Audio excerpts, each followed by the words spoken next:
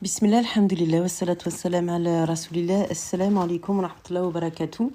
Partie 2. Hadith numéro 19, l'aide de Dieu et sa protection.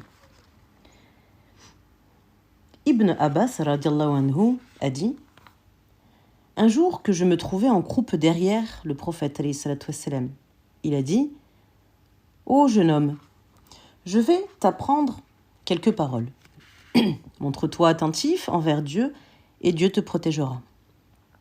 Montre-toi attentif envers Dieu et tu le trouveras à tes côtés. Si tu demandes, adresse-toi à Dieu. Si tu sollicites une aide, sollicite-la de Dieu.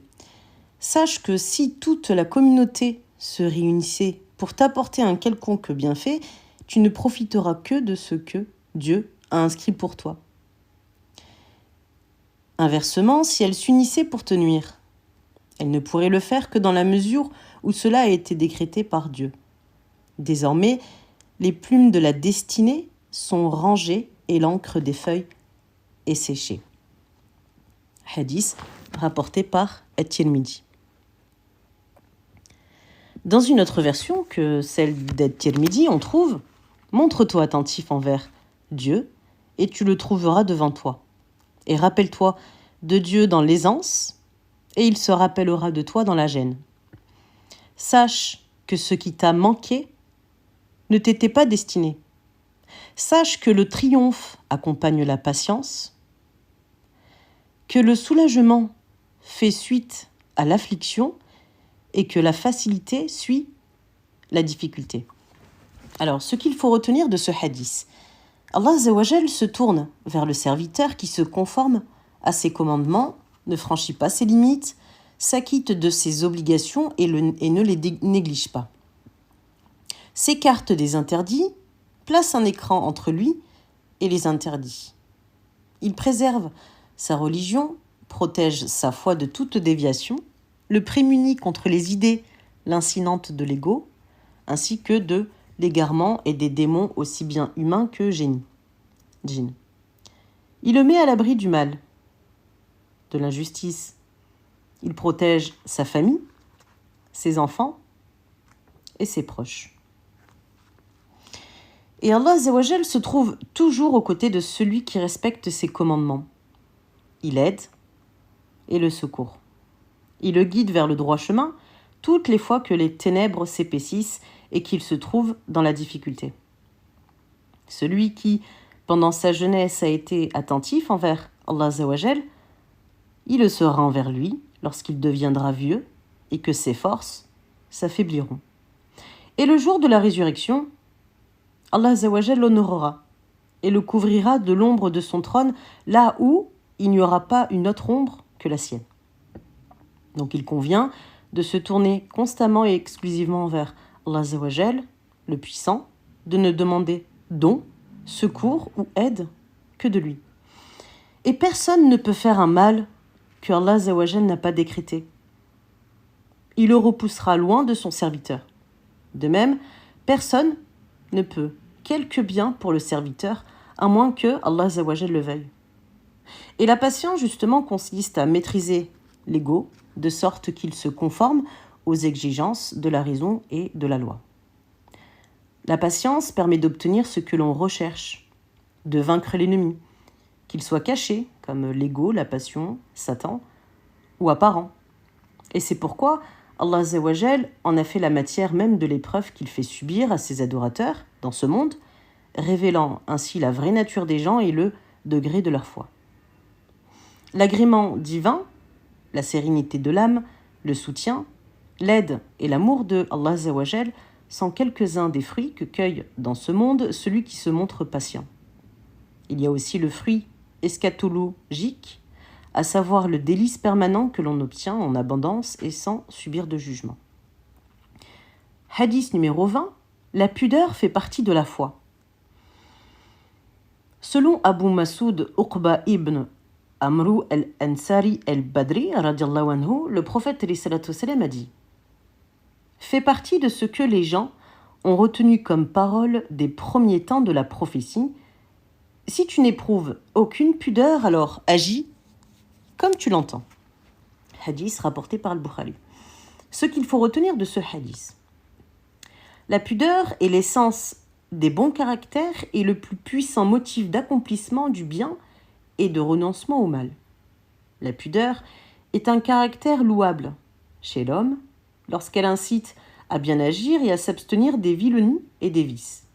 Et elle parfait alors sa foi et ne lui procure que du bien. Par contre, quand elle devient excessive, elle le conduit à l'agitation et à l'embarras au point qu'il répugne à faire ce dont on ne s'abstient pas par pudeur. Elle devient alors un caractère blâmable car elle est déplacée. C'est une pudeur qui fait obstacle au savoir et à l'acquisition de la subsistance. Et parmi les fruits de la pudeur, il y a la chasteté, la loyauté. À la pudeur s'oppose l'impudence, qui est une attitude blâmable, car elle pousse celui qui en est caractérisé à s'enfoncer dans le mal et à être indifférent au blâme et aux reproches qu'on lui fait. Et il en arrive à étaler ses péchés au grand jour. Hadith numéro 21. La rectitude et la foi.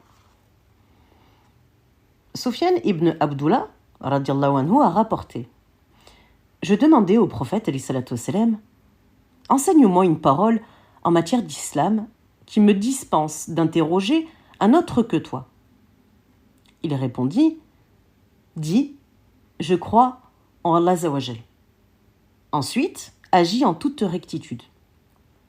Hadith rapporté par Muslim. Ce qu'il faut retenir de ce hadith. La rectitude consiste à maintenir le cœur dans l'unicité parfaite. Car lorsque le cœur connaît Allah Azawajal, le craint, le vénère, l'aime, espère en lui, l'invoque et a confiance en lui, et se détourne de tout autre que lui, les membres du corps se maintiennent alors dans l'obéissance à Dieu.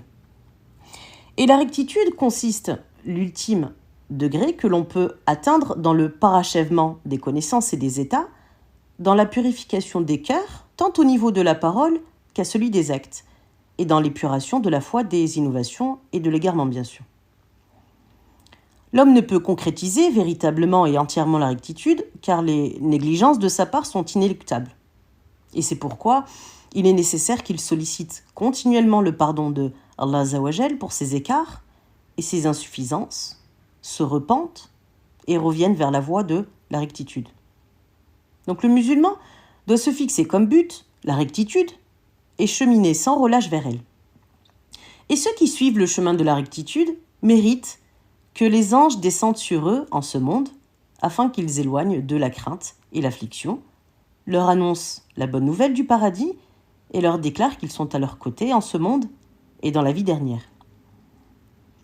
Comme il a été cité dans le verset 30 à la sourate 41 du Coran. Hadith numéro 22, la voie du paradis. Jabir ibn Abdullah al-Ansari radiallahu anhu a rapporté: Un homme demanda au prophète alayhi salatu wassalam, que dis-tu si j'accomplis les prières, jeûne le mois de Ramadan, respecte ce qui est licite, interdit ce qui est illicite, sans rien ajouter à cela? Entrerai-je au paradis? Oui, lui répondit le prophète alayhi salatu wassalam, rapporté par Muslim. Ce qu'il faut retenir de ce hadith. La prière est le pilastre de la religion. Et la principale caractéristique du musulman. On accomplit la prière 5 fois par jour, en veillant à respecter ses piliers et ses obligations, ses actes surérogatoires et ses règles de politesse. Et celui qui renonce à la faire parce qu'il nie qu'elle soit une obligation est impie et apostat.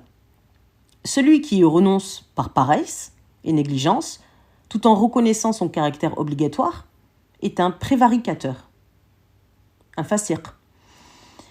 Donc le jeûne vient après la prière, bien qu'il soit obligatoire au même titre qu'elle, et il s'inscrit au nombre des piliers de l'islam. Le musulman qui y endure faim et soif s'exerce à la pratique des vertus morales nobles comme la patience, la force de caractère, s'affranchissant ainsi des passions et de l'emprise à la matérialité. Et il ressent ce qu'éprouvent les pauvres, les indigents et tous les démunis qui ne trouvent pas de quoi se nourrir correctement. Et ce qui l'incite davantage à les réconforter et à les aider. Tout comme la prière, celui qui renonce au jeûne est soit impie, soit un prévaricateur. Le musulman ne dépasse pas les limites fixées par Allah Azzawajal quant au licite et à l'illicite, c'est-à-dire qu'il ne considère pas licite ce qui est illicite et vice-versa. Et il croit en la licéité de ce que Allah Azzawajal a rendu licite et en l'illicéité de ce que Allah Azzawajal a rendu illicite. Et évite donc en conséquence et à jamais l'illicite et fait ce qui est licite et obligatoire. Hadith numéro 23. Tout bien que l'on fait constitue une aumône. Et selon Abu Malik el-Harith ibn Asim el-Ashari, radiallahu anhu, le prophète alayhi salatu wassalam a dit la pureté rituelle constitue la moitié de la foi. L'invocation louange à Dieu, alhamdulillah, remplit la balance. L'invocation gloire à Dieu et louange à Dieu, subhanallah walhamdulillah, emplit l'espace entre ciel et terre. Et la prière est une lumière, l'aumône, une preuve évidente, l'endurance, une clarté, et le Coran, un argument en ta faveur ou en ta défaveur. Tout homme débute sa journée trafiquant de son âme, il a franchi ou l'a conduit à sa perte. Hadith rapporté par Muslim. Ce que l'on doit retenir de ce hadith. La pureté rituelle valide l'acte cultuel. La purification du corps et des habits que le croyant entreprend afin de se préparer à s'adresser à son Seigneur est une marque importante et saillante de sa foi. La rétribution correspondant à la pureté rituelle, qu'il s'agisse des ablutions ou des autres formes de purification, décuple auprès de Allah Azzawajal jusqu'à atteindre la moitié du salaire inhérent à la foi. Les ablutions font partie des propriétés de la foi que seuls les croyants observent méticuleusement. La pureté physique n'a aucune valeur si elle n'est pas accompagnée de la pureté morale, la pureté du cœur, la bonne intention. Donc évoquer Allah Azzawajal fréquemment, surtout avec les formules et les termes même du prophète alayhi salatu wassalam, emplit, par la rétribution qui s'ensuit, la balance des bonnes œuvres le jour de la résurrection et les fait surpasser en poids les mauvaises œuvres. Le salaire que vaut aux musulmans l'invocation de Allah Azzawajal par ces formules comblerait, s'il était mesurable, l'intervalle entre les cieux et la terre. La prière est un des piliers fondamentaux de l'islam. C'est une lumière absolue qui indique le chemin du bien à qui s'en acquitte, lui interdisant toute forme de désobéissance et le guidant dans la voie de la rectitude. L'aumône est une preuve de la véracité de la foi et le fait de la donner de bonne grâce indique que l'on a goûté à la foi. L'endurance est luminosité, car elle est pénible à l'ego et nécessite des efforts constants afin de contenir et détourner celui-ci des passions. L'homme vit dans ce monde entouré de difficultés et de calamités, et il a besoin, pour surmonter ces pénibles obstacles, de force et de persévérance, sans quoi il se perd et s'anéantit. Le Coran est un guide pour le musulman. Ce dernier obéit à ses ordres, s'abstient de ses interdits et s'imprègne de sa morale. C'est ainsi qu'il peut tirer profit du Coran lorsqu'il le lit. Il lui sera un guide vers le salut dans ce monde et prendra sa défense le jour de la résurrection. A contrario, quiconque s'écarte du droit chemin et se détourne des enseignements du Coran, le livre de Dieu, devient alors son adversaire le jour de la résurrection. En le lisant souvent sans suivre ses enseignements, il augmente ses péchés et témoigne contre lui-même de son égarement. Hadith numéro 24, l'interdiction de l'injustice.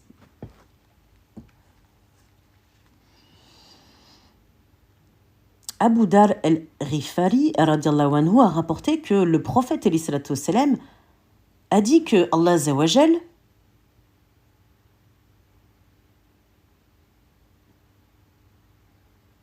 a dit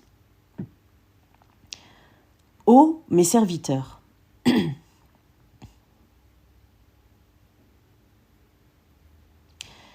je me suis interdit l'injustice à moi-même. De même, je l'interdis entre vous.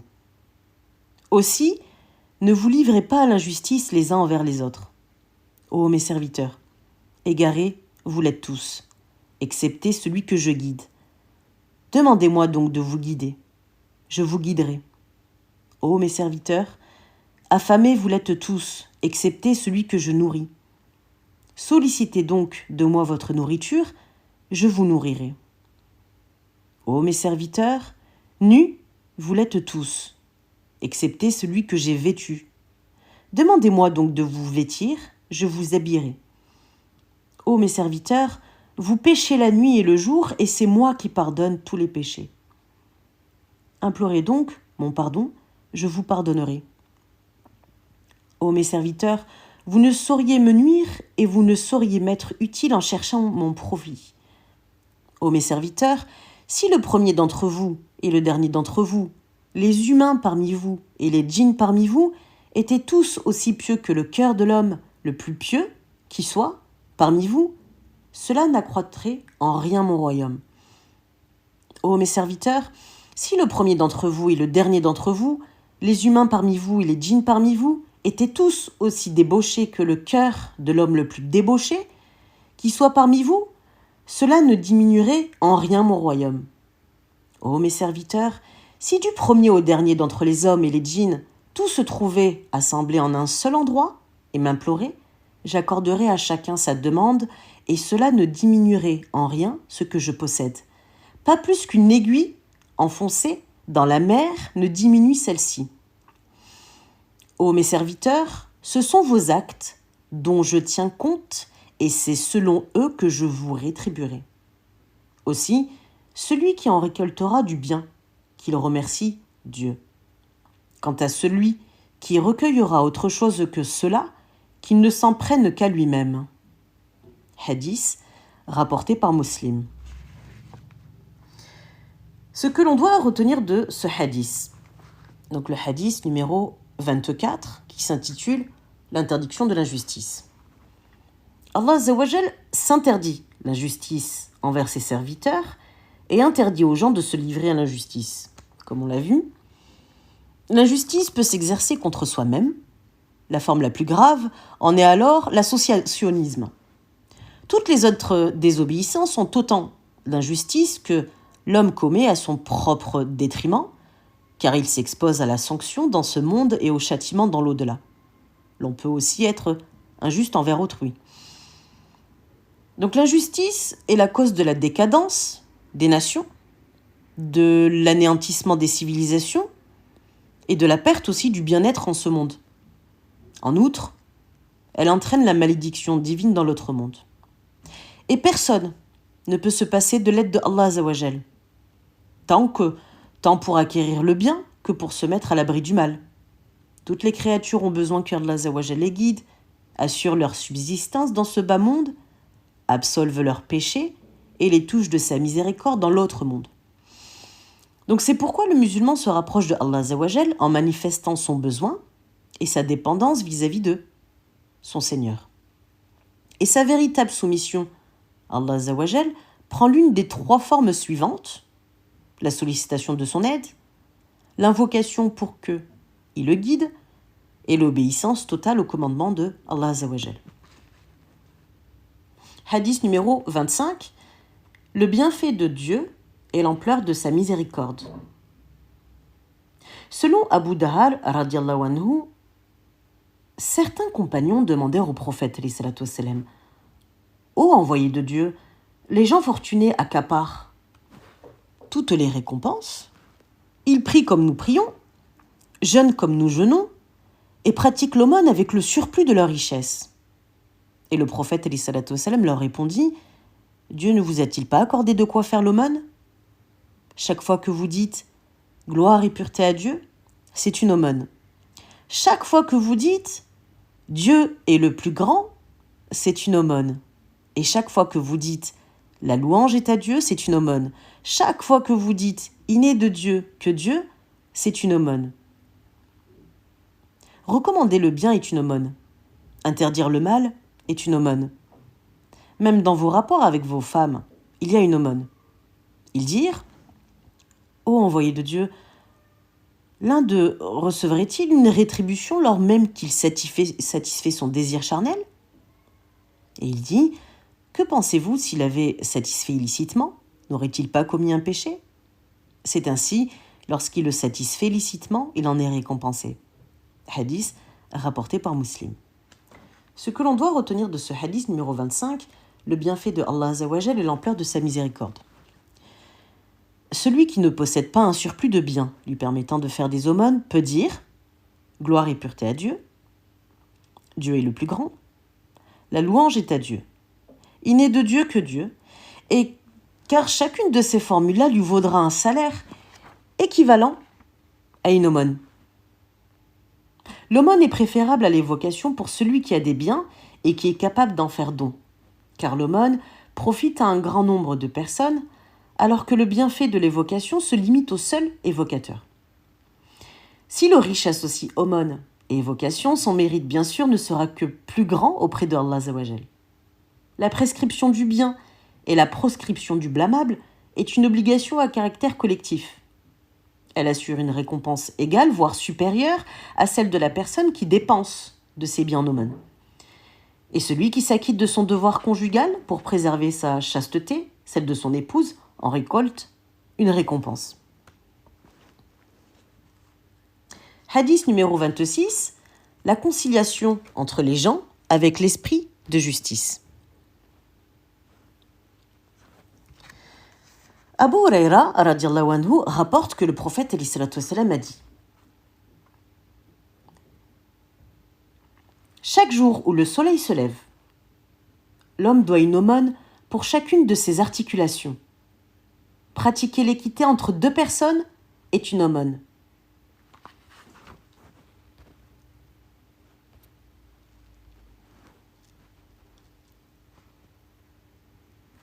Aider un homme à enfourcher sa monture ou lui placer ses bagages sur celle-ci est une aumône.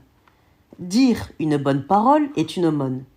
Et tout pas effectué vers un lieu de prière est une aumône. Enfin, écarter de la voie publique ce qui gêne est aussi une aumône. Rapporté par Al-Bukhari Muslim.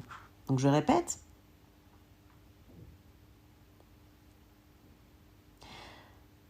Le fait de pratiquer l'équité entre deux personnes est une aumône. Aider un homme à enfourcher sa monture ou lui placer ses bagages sur celle-ci est une aumône. Dire une bonne parole est une aumône. Et tout pas effectué vers un lieu de prière est une aumône. Et enfin, écarter de la voie publique ce qui gêne est une aumône. Ce hadith n'a pas pour objectif de réduire l'aumône aux seules œuvres énumérées, bien sûr, mais d'attirer l'attention sur les autres œuvres, représentant un intérêt pour soi-même ou pour autrui. Et il souligne le bienfait dont Allah Azzawajal touche l'être humain en lui donnant une bonne santé et des membres dans toute leur plénitude. Il souligne en même temps le fait que l'être humain se doit de rendre grâce pour chacun de ses membres tout en spécifiant certains moyens pour y parvenir. Faire le bien unanimement reconnu comme tel, répandre la bienfaisance, aider la personne qui est en difficulté, avoir un bon comportement, repousser le mal, faire du bien à autrui, voire à tout être vivant, etc. Et toutes ces œuvres sont d'un intérêt étendu, touchant autrui. D'autres ne présentent d'intérêt que pour la personne qui les fait.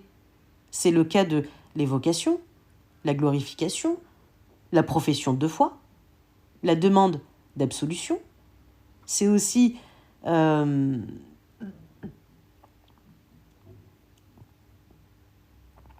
c'est également le cas lors de la profession de foi, la demande d'absolution, la récitation du Coran, le regret d'avoir péché, le repentir, l'invocation de la bénédiction et du salut de Dieu sur le prophète alayhi salatu wassalam. la crainte de Allah Azawajal, la méditation sur le royaume des cieux et de la terre, ainsi que sur tout ce qui se rapporte à l'autre monde, notamment le paradis, l'enfer, la bonne annonce, la mise en garde, etc. Hadith numéro 27, la bienfaisance et le péché.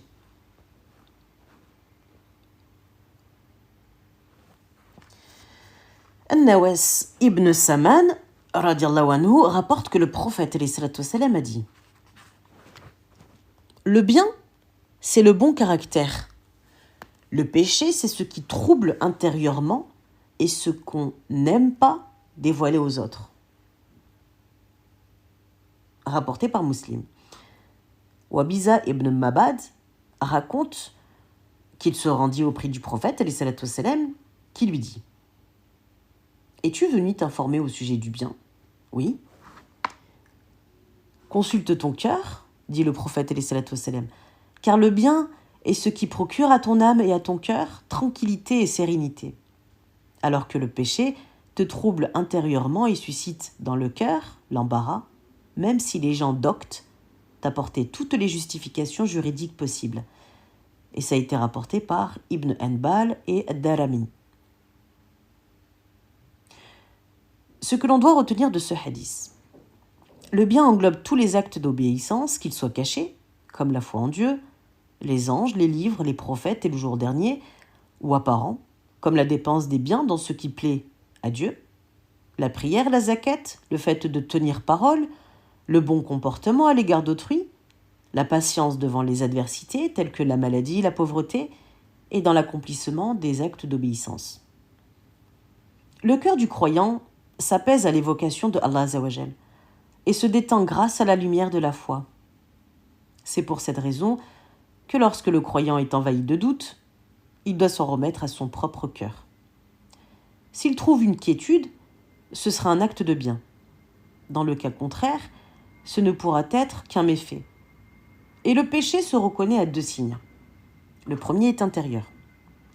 Il se traduit par un impact sur la conscience qui entraîne une agitation, une inquiétude, une répugnance et un sentiment de détestation. Le second signe, c'est lorsque l'on déteste, pour des raisons purement religieuses, voire le méfait dévoilé aux personnes que l'on estime. Et en cas de doute, les 2 signes réunis sont le meilleur moyen de reconnaître le méfait. Hadith numéro 28, l'obligation de se conformer à la sunna et le refus de l'innovation. Abu Najih al-Irbad ibn Sariya radiallahu anhu raconte: le prophète nous fit un sermon tel que nos cœurs en frémirent et que nos yeux en versèrent des larmes. Nous lui demandâmes alors: ô envoyé de Dieu, serait-ce un sermon d'adieu? Fais-nous donc quelques recommandations. Je vous recommande, dit le prophète, je vous recommande la crainte de Dieu, qu'il soit exalté et magnifié. La crainte de Allah Azawajal est une totale obéissance, même si un esclave devient votre chef. Car celui auquel sera prêtée une longue vie verra de nombreux différends.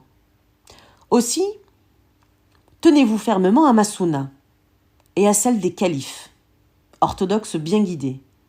Accrochez-vous-y de toutes vos forces. Donc littéralement, pour la traduction de l'arabe au français, en fait, le sens de la traduction serait plus « accrochez-vous-y de toutes vos dents ». Mais en français, c'est plus correct de traduire en disant « accrochez-vous-y de toutes vos forces ». Et gardez-vous des choses forgées, car toute chose forgée est une innovation. Et toute innovation est égarement, et tout égarement conduit au feu. Rapporté par Abu Daoud et Tirmidhi. Le prophète recommande, donc à travers ce hadith, à ses compagnons et au reste des musulmans, la piété et l'obéissance aux détenteurs du pouvoir musulman. Ceci leur assure le bonheur dans ce monde et dans l'autre. Et il recommanda également à la communauté musulmane ce qui lui garantirait le salut et la guidance, à savoir la conformité à la sunna et l'éloignement de tous les facteurs d'égarement et de toutes les innovations à réprouver. La crainte de Allah Azzawajal s'exprime concrètement par l'observance de ses commandements et l'éloignement de ses interdits. Donc quiconque produit une innovation blâmable et la rattache sans droit à l'islam est un innovateur qui mérite d'être condamné. Son initiative est une matière à égarement que la religion ne peut cautionner. L'innovation désigne ce que l'on produit en enfreignant les règles de la législation islamique. Hadith numéro 29. Les portes du bien et les chemins de la guidance. Mu'ad ibn Jabal radiallahu anhu raconte « Je demandais, ô envoyé d'Allah, enseigne-moi un acte qui me fasse entrer au paradis et qui m'éloigne du feu. » Il répondit, donc le prophète, alayhi salatu wassalam, « Tu demandes là une chose considérable. Elle est cependant aisée pour celui auquel Allah Azzawajal l'a rendue facile. Tu adores Allah Azzawajal sans rien lui associer. Tu accomplis la prière, verse la zakat, jeûne le mois de Ramadan et fais le pèlerinage à la maison de Allah Azzawajal. » Ensuite, l'homme ajouta,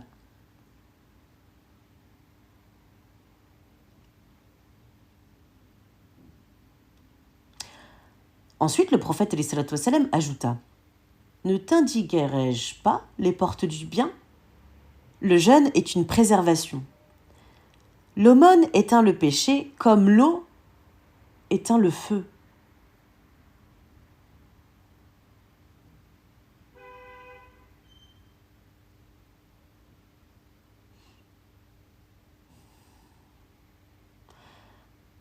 L'aumône éteint le péché comme l'eau éteint le feu.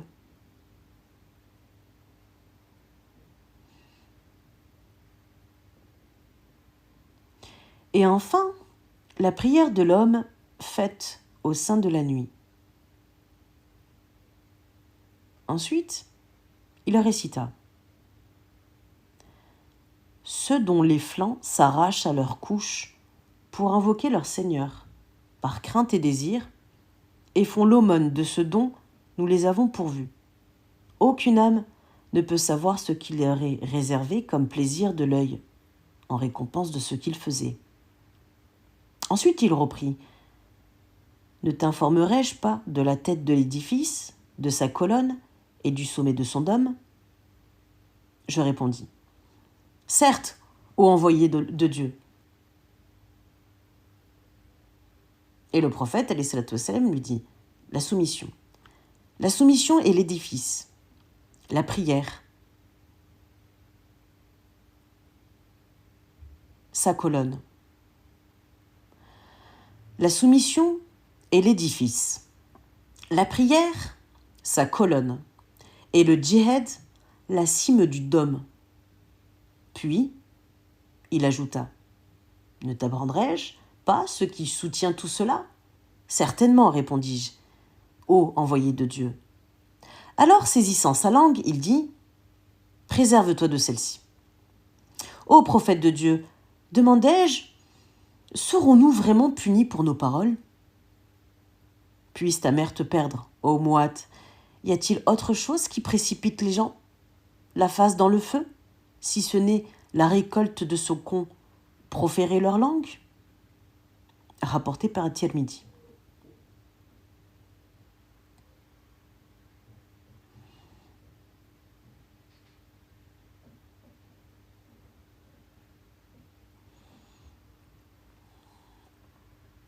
Ce hadith souligne les bonnes œuvres qui font entrer au paradis et permettent d'éviter les tourments de l'enfer. Les actes surérogatoires, en sus de l'accomplissement des obligations, permettent de gagner l'amour de Allah Azzawajal. Le jeûne est un bouclier. Il s'agit ici du jeûne volontaire et non celui du mois de Ramadan. L'aumône efface le péché.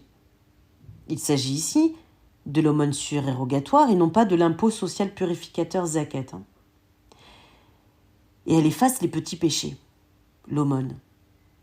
La prière nocturne, il s'agit de la prière surérogatoire, accomplie pendant la nuit. Et elle est la meilleure des prières après la prière prescrite. Quand il est cité la tête de l'édifice, dans ce hadith, il s'agit de l'islam. Donc l'islam qui veut littéralement dire la soumission délibérée à Dieu. Autrement dit, l'ensemble de ces 2 témoignages de foi selon certains, ou les 5 piliers selon d'autres. La colonne, c'est la prière. Elle maintient, élève la religion et la rend visible. Qui plus, elle rapproche son auteur de Allah Azawajal. Retenir sa langue et l'empêcher de faire du mal constitue la chose qui soutient toutes les œuvres énumérées précédemment et les porte au plus haut degré de la perfection. Et les péchés inhérents à la langue englobent l'association, donc le shirk, considéré comme le plus grand des péchés, le faux témoignage aussi, la sorcellerie, la diffamation, le mensonge, la médisance, la calomnie, etc. Passons au hadith numéro 30. Les limites de Dieu et ses interdits. Abu Ta'alaba el-Khushani Shurtum ibn Nashir radiallahu anhu, rapporte que le prophète a dit Allah Azawajal a prescrit des obligations, ne les négligez pas. Il a établi des limites, ne les outrepassez pas. Il a interdit certaines choses, ne les transgressez pas. Il s'est tu au sujet de certaines choses par miséricorde et non par omission, et ne cherchez pas à les connaître. Rapporté par Ad-Daraqutni et d'autres.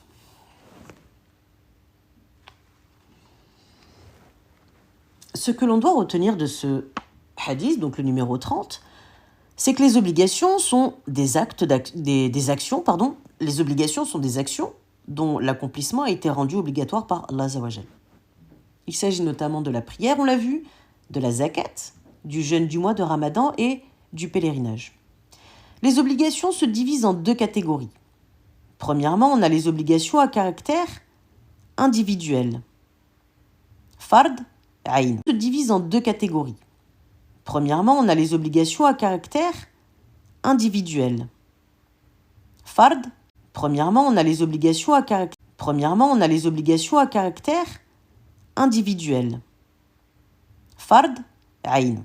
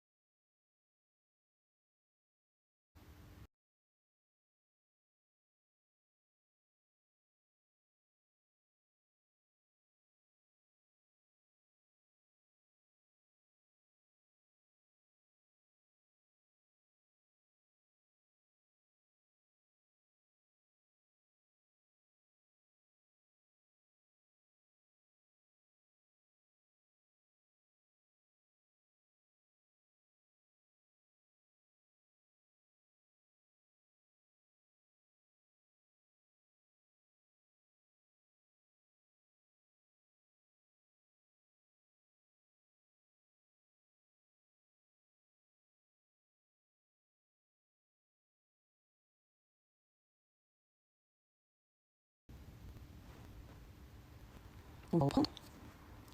Attends quelques secondes.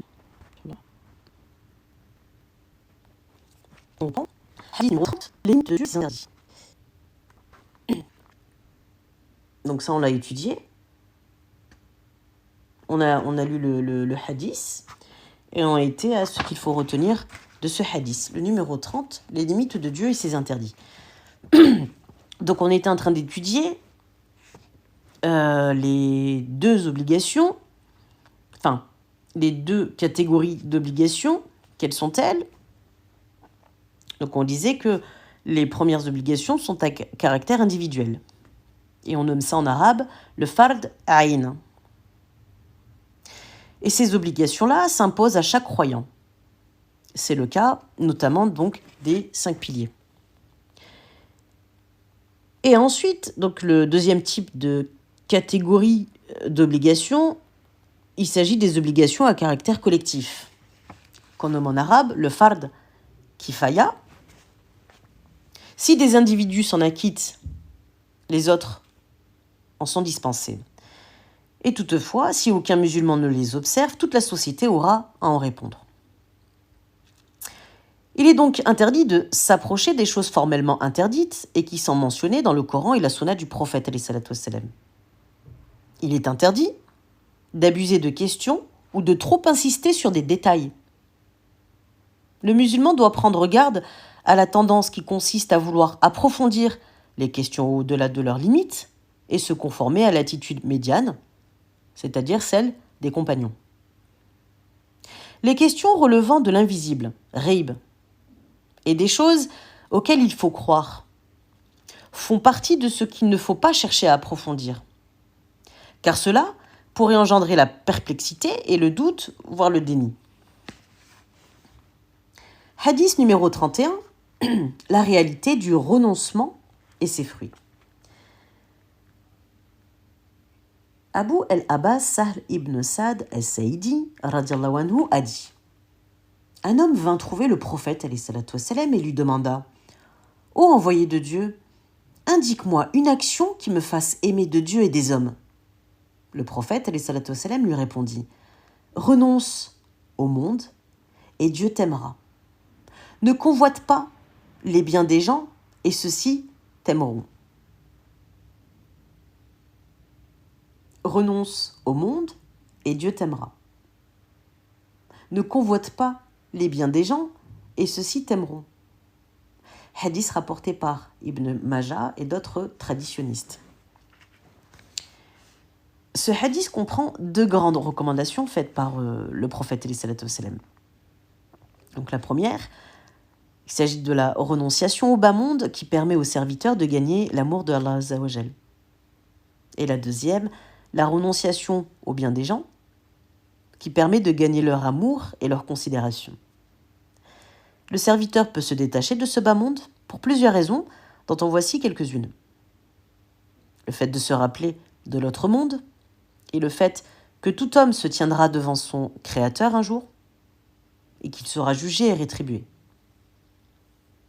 Il aura alors le dessus sur le diable et sur ses passions et il se détournera des jouissances bassement matérielles et des plaisirs éphémères.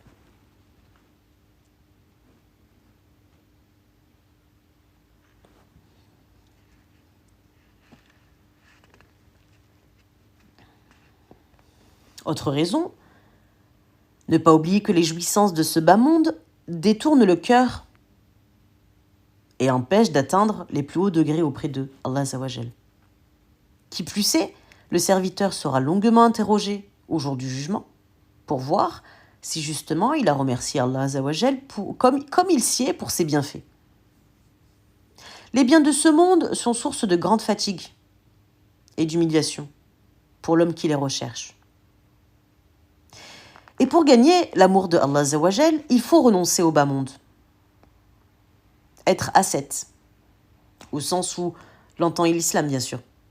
Car l'amour de Allah Azza wa Jal et celui de ce monde ne peuvent cohabiter dans le cœur, lequel représente la demeure exclusive de Allah Azza wa Jal. Et Allah Azza wa Jal n'aime pas qu'on lui associe dans sa demeure l'amour du bas monde ou quelque chose d'autre. L'amour éprouvé est celui qui consiste donc à préférer ce monde et à courir après ses jouissances ou tout ce qui distrait de Dieu. Hadith numéro 32, la réprobation de nuire.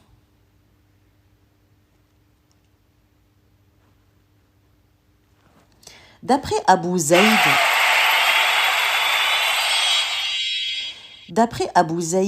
Saïd Zad ibn Sinan al-Khudri, radiallahu anhu, le prophète alayhi salatu wassalam a dit: en islam, on ne nuit pas et l'on ne cherche pas à répondre à un dommage par un autre dommage. Rapporté par Ibn Majah, Ad-Daraqutni et d'autres. Donc, qu'est-ce qu'on doit retenir de ce hadith? Ce qui est réprouvé, c'est le préjudice en raison légalement valable. Et l'islam n'impose rien de préjudiciable et n'interdit rien d'utile. Lever ou alléger la difficulté lorsque la personne légalement responsable, qu'on nomme en arabe mukallaf, se trouve momentanément dans une situation inconfortable, fait partie de l'annulation de la nuisance en islam. Et cette conception n'a rien de surprenant car l'islam est une religion de facilité. Le préjudice est à repousser dans la mesure du possible. On ne répare pas un préjudice par un préjudice équivalent ou plus important. Entre deux préjudices, on choisit le moindre. Supporter un préjudice particulier pour repousser un préjudice général et écarter les préjudices avant de rechercher les avantages. Hadith numéro 33, les fondements de la justice en islam.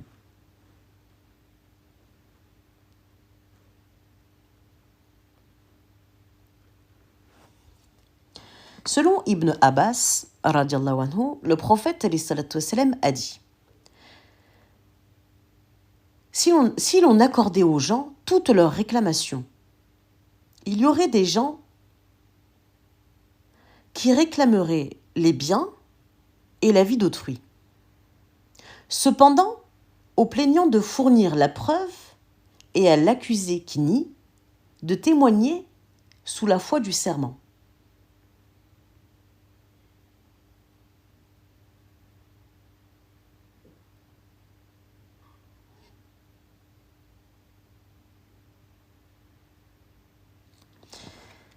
La justice est la base du règlement.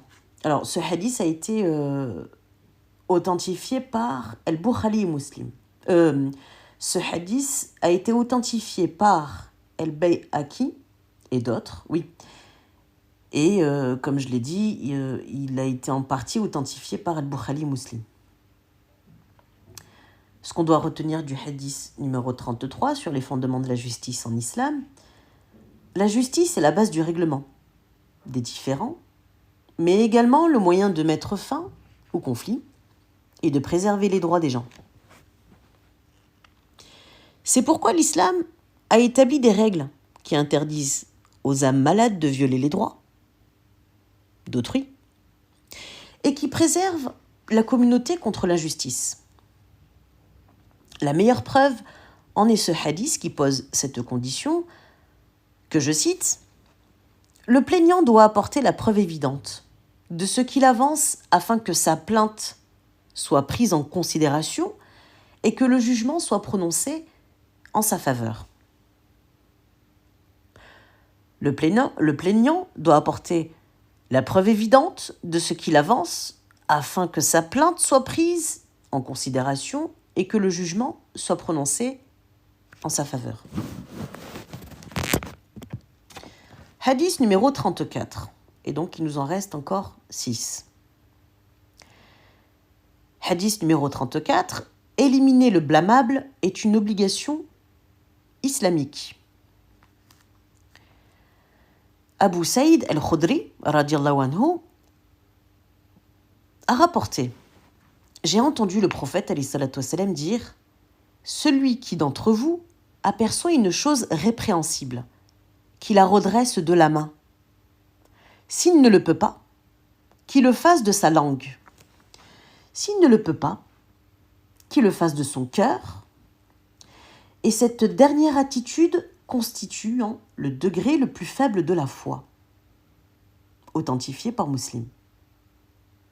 On doit retenir de ce hadith que réprouver le mal est une obligation pour le musulman, dont chacun doit s'acquitter selon ses moyens. Et on doit également mettre fin à ce qui est réprouvé, selon ce dont on est capable, physiquement ou verbalement. Donc, en d'autres termes, on doit le faire par la main, on doit le faire par la langue, donc par la parole, ou par le cœur. Et la réprobation du mal peut être une obligation à caractère individuel ou collectif. Si dans une société, l'on ne proscrit pas ce qui est réprouvé, le mal se répandra sur terre, le péché se généralisera ainsi que le dévergondage. Et Allah Azza wa Jal finissant par frapper de son châtiment l'ensemble de la société. Donc la prescription du bien et la proscription du mal participent à la fois. On ne redresse un mal si cela peut engendrer un mal plus grand. On ne réprouve pas ce qui ne fait pas l'unanimité. Ce qui est à réprouver, c'est le mal apparent et incontestable. L'on continue à prescrire le bien et à proscrire le mal, même si l'on sait que cela n'aura aucun effet. Persévérer et endurer avec patience quand on prescrit le bien et proscrit le mal, et on prescrit le bien et proscrit le mal.